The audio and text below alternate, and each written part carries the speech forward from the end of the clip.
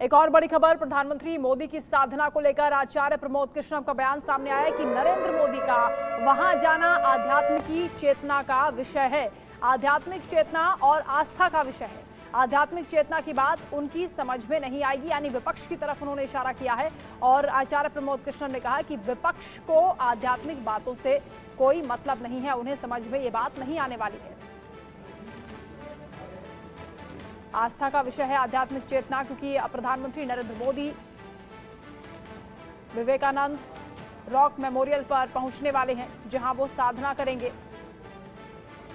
हालांकि विपक्ष इस पर सवाल उठा रहा है कि आचार संहिता का उल्लंघन होगा, इसे टीवी पर टेलीकास्ट ना किया जाए।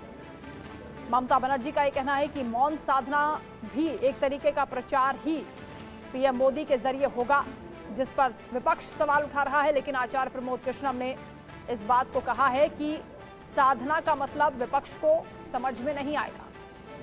नरेंद्र मोदी का वहां जाना आध्यात्मिक चेतना और आस्था का विषय है। ये बात उनकी समझ में नहीं आएगी, जो आस्था को नहीं समझते हैं, जो आध्यात्म को नहीं समझते हैं।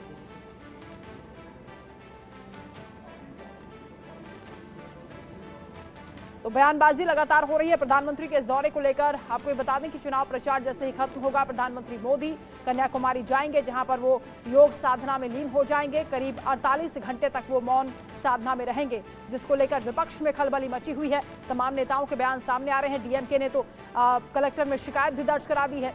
इसके अलावा ममता बनर्जी खुलकर कह रही हैं कि वो आचार संहिता का उल्लंघन कर रहे हैं। यहां तक भी कहा जा रहा है कि पीएम मोदी प्रायश्चित करने धर्म युद्ध है। ये जो 2024 का चुनाव है, ये एक धर्म युद्ध की तरह है। इसमें एक तरफ वो लोग हैं जो धर्म के साथ खड़े हैं, दूसरी तरफ वो लोग हैं जो धर्म को मिटाना चाहते हैं। आसुरी शक्तियों से लड़ने के लिए, आसुरी शक्तियों का विनाश करने के लिए एक आध्यात्मिक शक्ति की जरूरत होती है।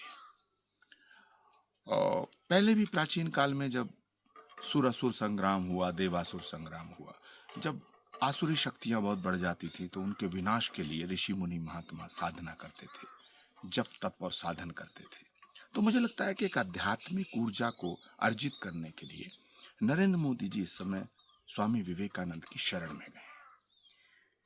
ये आध्यात्मिक चेतना का विषय है, ये आस्था का विषय है। अब ये बात उनकी समझ में नहीं आएगी जिनकी आस्था वेटिकन में है, जिनकी आस्था विदेशों में है। इसीलिए ये मोदी का विरोध कर रहे हैं।